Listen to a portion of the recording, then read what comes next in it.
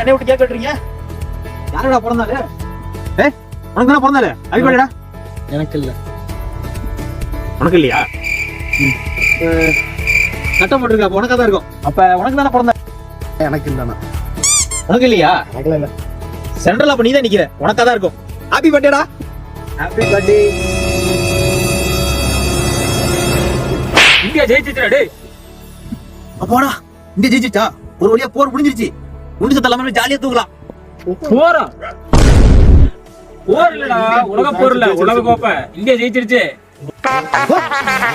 चौका लगे तो